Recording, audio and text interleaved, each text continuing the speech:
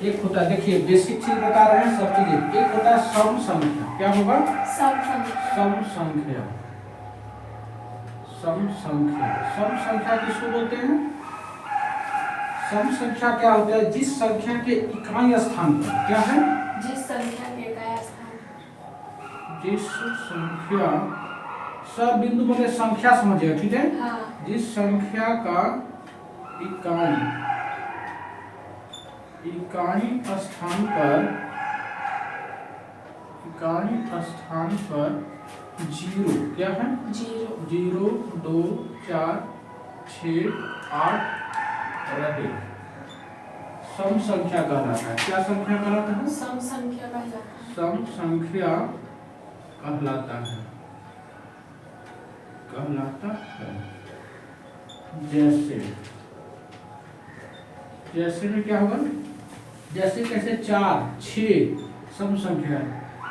256 इकाई संख्या मतलब किनारे वाला देखेंगे, 6 है ना, सम संख्या हो गया। 130 लास्ट में सम संख्या है, 0 है ना, तो सम संख्या होगा, ठीक है? 778 लास्ट में 8 है ना, सम संख्या होता है, ठीक है? इसको सम संख्या बोलते हैं। दूसरा होता है विषम संख्या, क्या होगा? विषम संख्या। विषम संख्या, विषम संख्या में क्या होता है? सेम चीज रहेगा, ये लिखना नहीं है, केवल लिखना है, लिख देना जिस संख्या के इकाई स्थान पर 1, क्या रहेगा?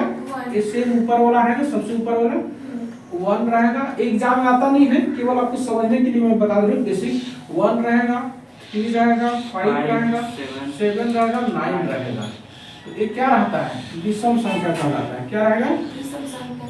विषम संख्या। यहाँ पर यही चीजें होगा कि जिस संख्या की इकाई स्थान पर ये रहे तो विषम संख्या कहलाता है, ठीक है? कहलाता है ये विषम संख्या, ठीक है? इसके बाद एक रहता है अभाज्य संख्या, क्या है? अभाज्य संख्या। अभाज्य संख्या। अभाज्य संख्या होता है, अभाज्य संख्या, भाज्य संख्या, दोनों बात ध्यान रखिए, दोनों मिलता जुलता है। भाज्य संख्या, ठीक है?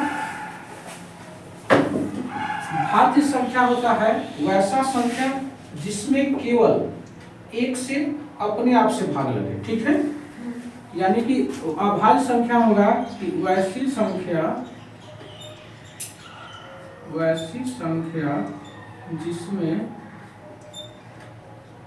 जिसमें केवल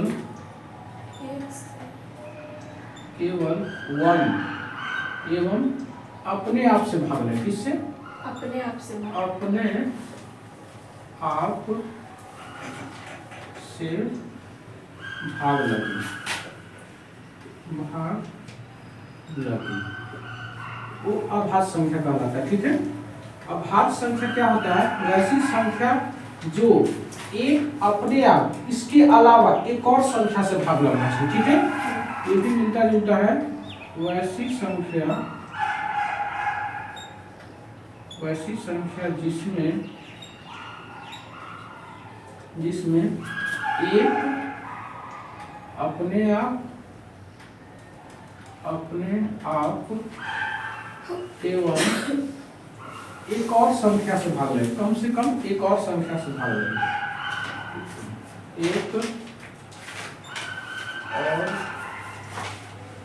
एक और संख्या से भाग लगे, भाज्य संख्या कहलाता है, ठीक है? आपका सैंपल सेट में दिया हुआ है, ठीक है? देखिए जैसे यहाँ पर लिखते हैं वैसे, अगर 1 2 3 4 5 6 7 8 9 10, अब देखते हैं कि कौन कौन है। अगर 1 में केवल 1 से लग रहा नहीं होगा, ठीक है? अब अभाज्य संख्या में केवल 2 नंबर से ही भाग लगना चाहिए, ठीक है? कौन कौन सा? 1 से और अपने आप से। 2 में अगर हम आते हैं, 2 में 1 से भाग लग रहा है और 2 से लग रहा है ना, ये भाज्य संख्या है। 3 में जाइएगा, 3 में किससे? 1 से लगता है, 3 से लगता है ना, ये भाज्य संख्या है। अगर 4 के पास आइएगा, इसमें 1 से लगता है, 2 से लगता है, 4 से लगता है, तीन को संख्या से लगा ना, ये वाला इस कैटेगरी में आ जाएगा, ठीक है। यानी कि अब देखिए इसमें क्या है, एक से अपने आप से और एक और संख्या से भाग लगा, ये भाज्य संख्या क्या है, तो भाज्य संख्या वाला एग्जाम्पल में इसको आप लिख सकते हैं, भाज्य संख्या वाला एग्जाम्पल 4 होगा। पहला भाज्य संख्या क्या होता है, 4 ही होता है, क्या होगा 4। 5 में फिर जाइएगा तो 5 में किससे, 1 से और 5 से ही भाग लगता है, ठीक है। 6 में अगर जाइएगा तो इसमें 1 से लगता है, 2 से लगता है, 3 से लगता है, 4 से, ये भी भाज्य संख्या है, क्या है ये, भाज्य संख्या है। तो अब इसको मैं मिटा दे रहा हूँ। अब भाज्य संख्या कौन कौन है वो अलग से मैं बता दे रहा हूँ। देखो अभाज्य संख्या 2 होगा, 4 होगा, 5, 1 ये सब भाज्य संख्या, ठीक है। 7 के बाद अगला भाज्य संख्या 11 आता है, ये लिखिएगा आप समझाने के लिए।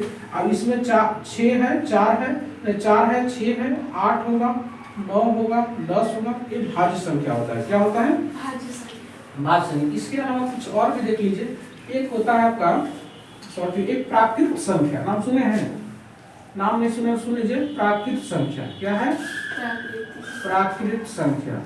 प्राकृत संख्या क्या होता है, 1 से स्टार्ट होता है, कब से, इसका एग्जांपल नहीं लिखे, विषम संख्या का एग्जांपल ले लीजिए, लास्ट में रहेगा 2 से 27 विषम संख्या।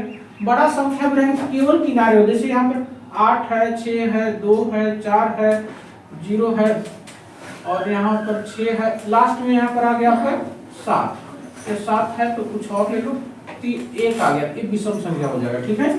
अब प्राकृत संख्या याद रखिएगा, प्राकृत संख्या 1 से स्टार्ट होता है, कहाँ से, 1 2 3 4 से अनंत तक जाता है, कहाँ तक जाएगा, अनंत तक जाता है प्राकृत संख्या, अनंत तक।